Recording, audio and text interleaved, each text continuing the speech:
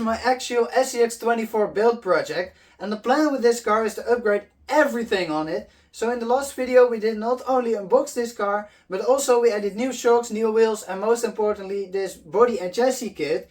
But today it's time to work on the electronics and we're gonna upgrade all of it. Alright, let's have a look what I've got for this car. And we're just gonna start off at the front because I think that's the easiest. So we'll start off with the servo. This servo is really weak. Even on flat ground it really struggled with turning these wheels. So we really gotta upgrade that. So I've got this Injora servo. It's metal cased, metal geared, 11 kilos of torque. Insane. It's probably really overkill for a car this small. This servo might even be stronger than what's in my T-Rex 4 right now, but that might actually need an upgrade at some point as well. But yeah, this should be pretty powerful for this car, and it does come with these servo horns, but we're not going to use that because I bought a combination on the Injora website which came with this red servo horn made of aluminium, and it also came with this aluminium servo mount, so that's a nice package altogether. Moving backwards in the car we get to the motor and ESC, and actually the receiver is combined in that as well. But let's start off with the motor and ESC. I've got, again from Injora, this brushless ESC and the brushless Fat Viper motor, so let's unbox that.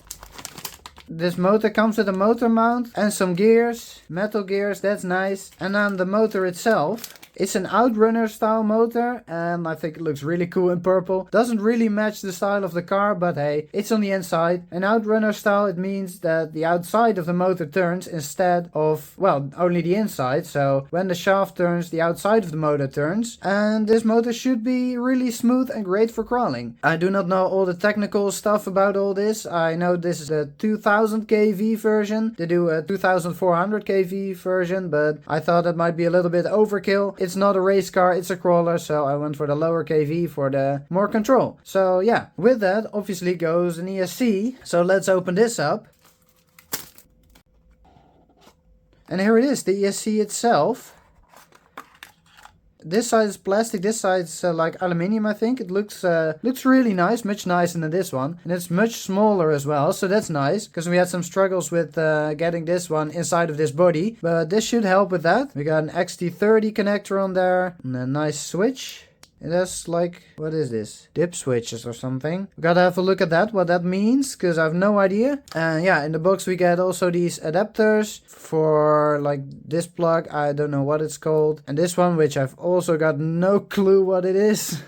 And some zip ties. Okay, so that does mean that I cannot use my stock battery that I've got for it, because it doesn't have an adapter to this one. So we gotta order up an adapter, and I've got to order up another battery as well, because this motor and ESC combo can actually take 3S LiPo, and this is only a 2S, so I gotta get the 3S LiPo to get the full potential out of this combo. We also get some Velcro to put the stuff into the car, I guess, and the program box thingy. We need to program this ESC, I believe.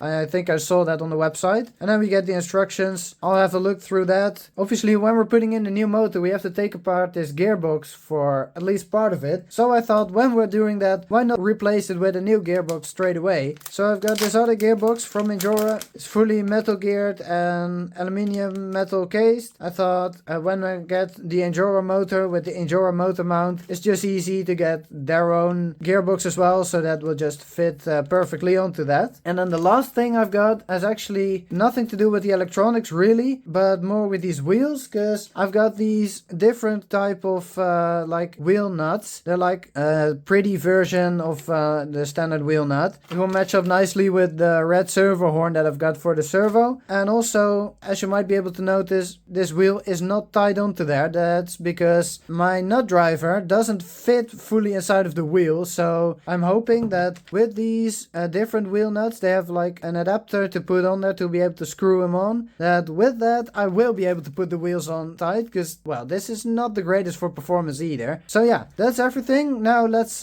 give this car a quick test run to see what it's like right now, and then we can put on all the upgrades. Oh, I would almost forget actually that this ESC is also the receiver. So if we're changing out this ESC, we also need a new receiver. So I will try to fit this Dumbo RC receiver. It's rebranded to RGT because this came out of another car, but I'm hoping I can fit this in there. It's pretty big. They do a smaller version as well, but that one has different connectors on there, so I'll need to figure out what adapters to use or what plugs to solder on all the electronics. So to make it easier, I'll start off with this one, and then I will bind that to my 10-channel Dumbo RC radio. So yeah, now we can actually go and give this thing a test drive.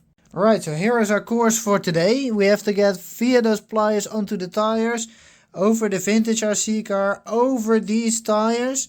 Then we can get onto that steep slope. It's not all that steep, but it's pretty slippery. And then we can turn around on the bed, get back down, and get with that plank onto the Arma Mojave 4S, and then back down. And when it's done that, it's finished.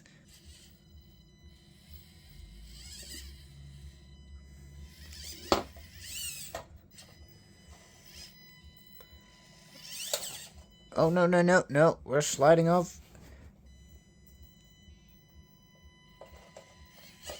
Oh, yeah, saved it. Oh, man. That was more driver error, because I'm driving one-handed, because I need to film it as well.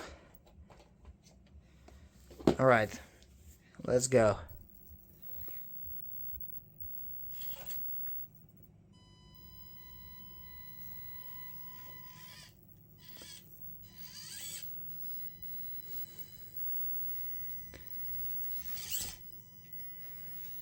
This is pretty tricky. No. The motor on this ESC just doesn't have enough control. It doesn't go, and then all of a sudden it shoots off. Alright. That's this part. Yeah, we need to somehow turn around. Let's see. Can we make the turn in here? Alright. We made a turn. Let's try to get up there.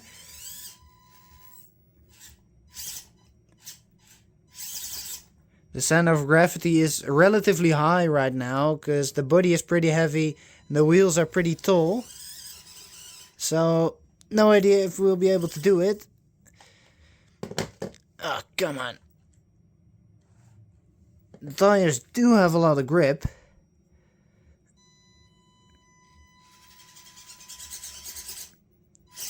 Nope, we're not getting it. Alright, now this part. Let's get down here. Get onto the Mojave. Let's see if we can do that.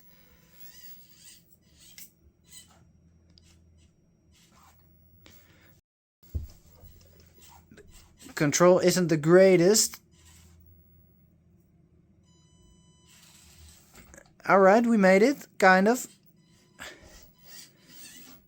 Oh no. We're a bit sideways. Well, let's fix that. Nothing has happened. We could just have done that from the beginning. Was my own fault, not the car's fault. Alright. There we go. Yeah, this part is easy.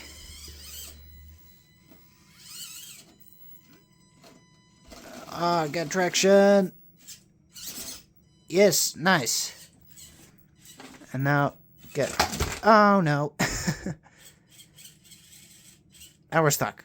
But we basically did it. So yeah, that's what it's like in stock form. Not perfect, but not terrible. Alright, so now it's time to go and put all of these upgrades onto the car. And I was going to start off by programming the ESC, but apparently to do that we need a battery as well. But yeah, I do not have a battery that can connect up to this, so we gotta wait with that till the end of the video. So for now, let's just go and put every physical thing into the car, and then the programming is last. So I think we will start off by putting in the gearbox and motor and all that stuff. So yeah, let's do that. Alright, so I've started off by taking off the body and the wheels just to make life a little bit easier. But I think now what we need to do is just take out these two screws at the bottom. I think then the gearbox will fall right out. Maybe we have to disconnect the drive shafts to make it a little easier, but yeah, let's do that. There is movement in the gearbox, that's for sure. Oh, there's one more screw right here. I missed that one. Alright, yeah, and now it comes right out. The drive shafts are still connected to it, but that's not a big issue. We can take them off to replace them onto the new gearbox. So we won't need this anymore, so we can put that away as well. And now let's figure out how this all is going to fit together into one assembly. Yeah, aluminium and carbon fiber motor mount thingy. Gearbox cover, nice aluminium. And gears and screws, I'll put them to the side. And then the main part of the gearbox.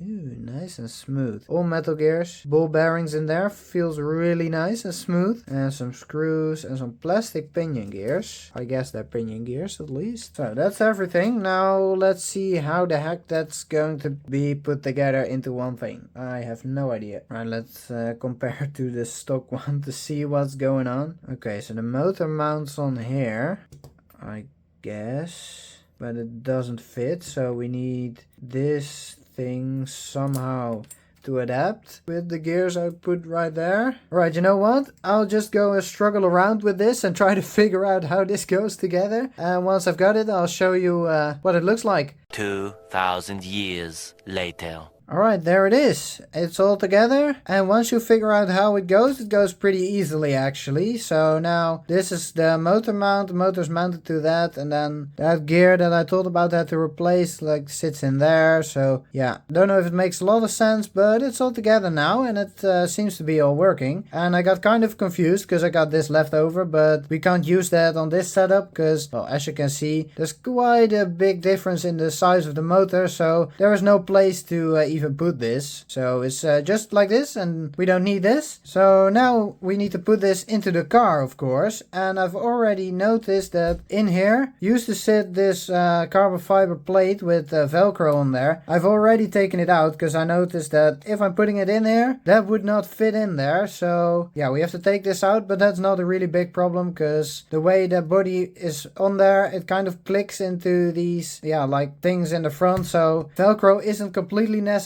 so we can just put it in just like that. But before we're gonna put it in, we need to weigh both of these to know what the difference in weight is, because that's kind of a thing I've been doing on this project. Everything I'm replacing, I've got to measure the weight to know what difference in weight we've made and just what differences in weight there is between all the parts. Don't know if I'm going to do anything with that information, but it's just fun to know. So we gotta measure the difference in weight between these two. So here's my scale. Now let's first put the stock one on there. We'll turn it on first. And the stock one on there.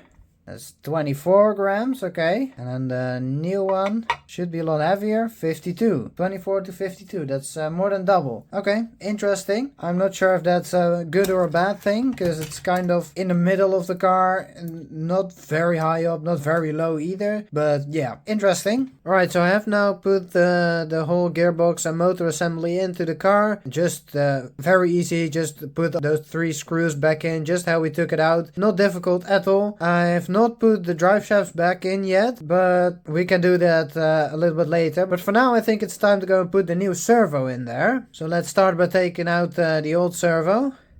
Then we need to remove this servo mount as well, because we got a new one. Now let's get the new servo mount. Right, there it is. So if I compare the new one to this one, I can see that the way they mount onto the axle is the exact same. So the bottom side is pretty much identical. But then when we have a look at the top, this servo mount, the servo sits way further back compared to this one. That's actually what we want for this body, because the problem with the stock servo mount, or this one, they sit at the same position, then the body doesn't close anymore because of this bumper situation here. So I think I need to reuse this one anyways, and I cannot use this aluminium one. Kind of sad, but it's the only way it's gonna work, I think. And now this servo, does it fit in there? Yes, it does. It does fit in there. But yeah, let's screw it on there. Alright, so I've no idea if Injora invented it to be used this way, but at least it's on there and it's not going anywhere, so that's good. So now we can put it back onto the car, and that's just gonna be a reverse process of taking it off. So I'm not gonna film all that. But before I'm actually going to screw it on there, we still need to put the servo horn on there, and after that we need to compare the weight with the stock servo, of course. But first let's open up this new servo horn. Ooh, wow. Very nice. Alright, so we do need to know if it's centered before we can put the servo horn on there. So I'll quickly wire up this stock ESC receiver thingy just to a center of this servo. Right, got it all wired up right here. I have the trim on the radio set to 0, like right in the middle. So now the servo should be centered and we can put the servo horn on there. Alright, there it is. Nice. All semi-centered off. Now we can unplug everything and then we can weigh the two servos and see what difference it is. Alright, here's our scale again. Let's put on the stock servo first. That's about 6 grams, okay. Then the new one. 23 grams. Dang, that's almost 4 times as heavy. And that weight will be at the front of the car and relatively low. So I think that's actually quite beneficial that this is so much heavier. Right, now let's put it onto the car. Right, servo's on there. Very nice. But now I think we need to put the drive shafts back in. And then after that we can stick in the last bit of electronics. And then we're almost done. Right, got the drive shafts back in. I should really have done that when I had the gearbox out. It was much easier, but hey, I forgot. But now they're in there, not a big deal. Now the last thing to do is to stick in all of the other electronics somewhere in the car. But before that I'm going to put the wheels back on with those wheel nut thingies that I've got. And then after that I can put the body back on as well, and then I can have a better idea of how the weight distribution is gonna be with the electronics and how it's gonna fit easily into the chassis underneath the body. So yeah, let's start off by putting the wheels on with these. These are basically like a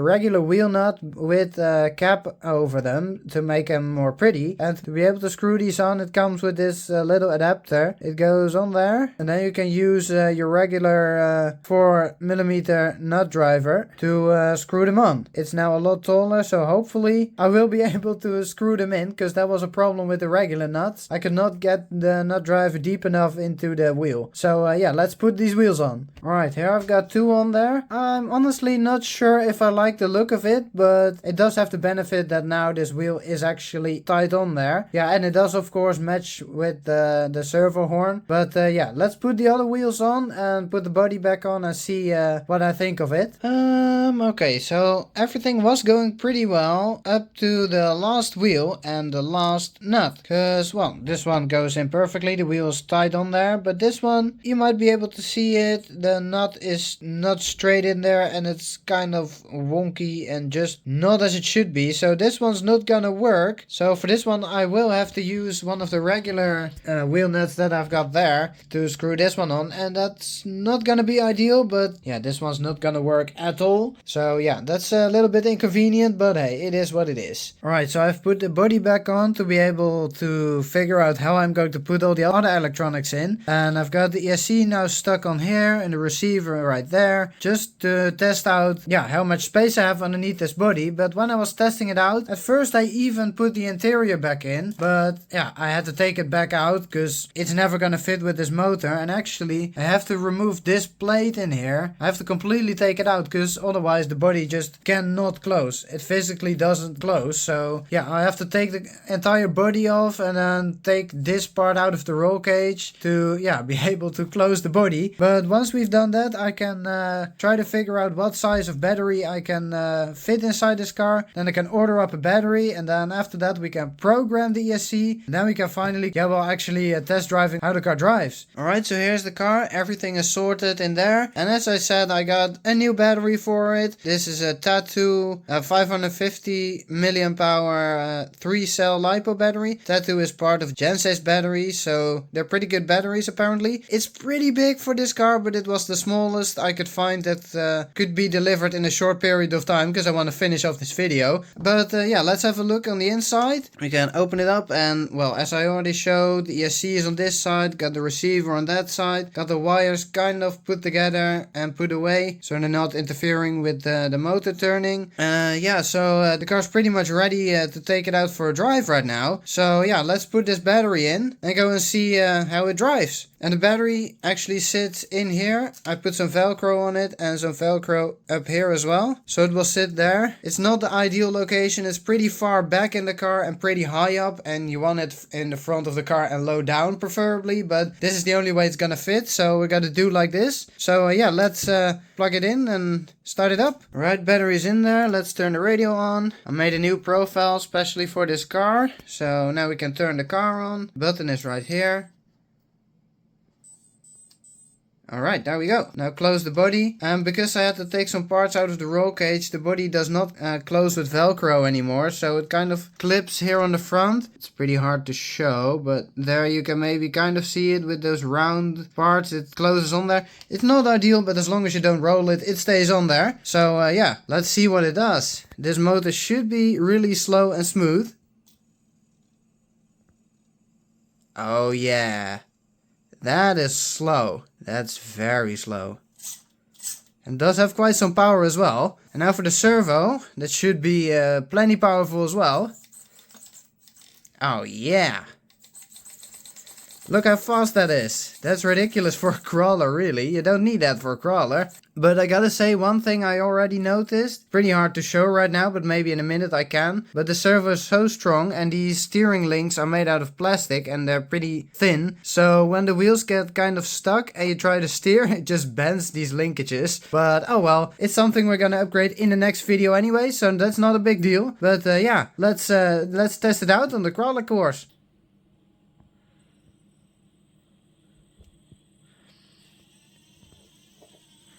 So much more control. Oh, the pliers fell. But it's no big deal. We can still get up there. Easy peasy. Now let's see. Can we make this part?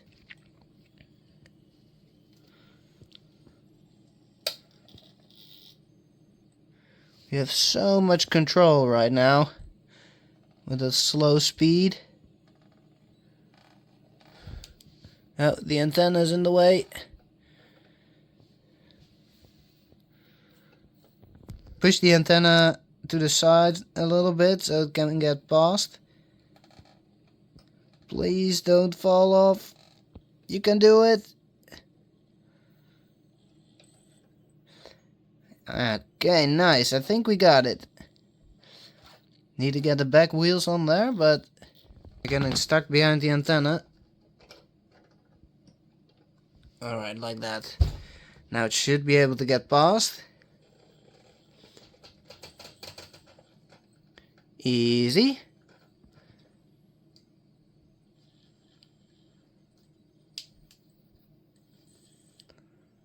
Oh, no.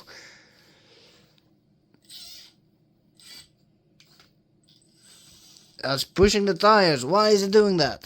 Alright, let's redo this part.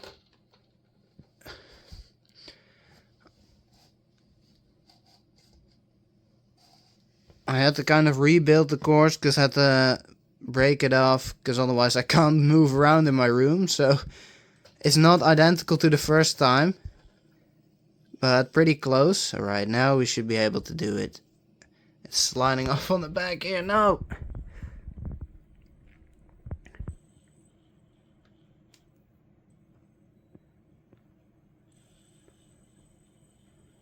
This is all more problem of the driver than of the car, of course. Because I just can't drive this thing. Oh man.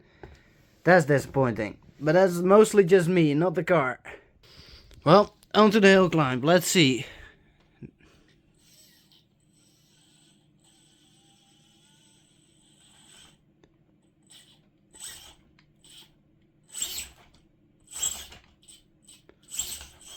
Still can't get up there, but that would be pretty impressive if with only the change of electronics it was able to get up. Alright, let's see, can we do it? Nope, it's sliding. Let's put it here, maybe it has more grip there. Oh man. Slow and steady. Nope. Why is it sliding? No, it's so close. Alright, let's put it there. Can it make it up?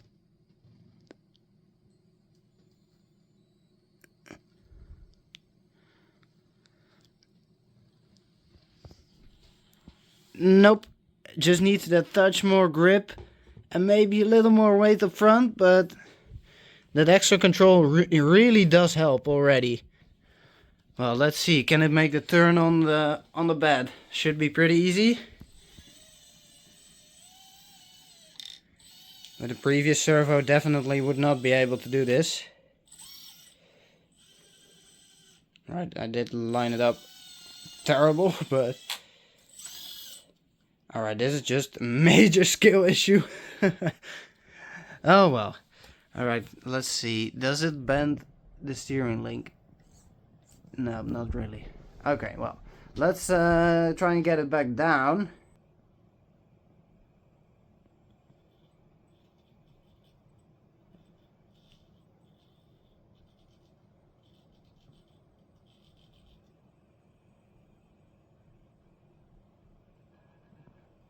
Very slow and controlled. It's slipping a little bit, but we're keeping it in control. Slow and steady to not fall.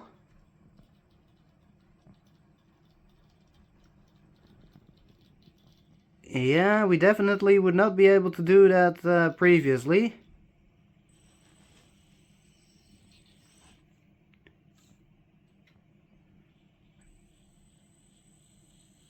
Alright, and this part is easy.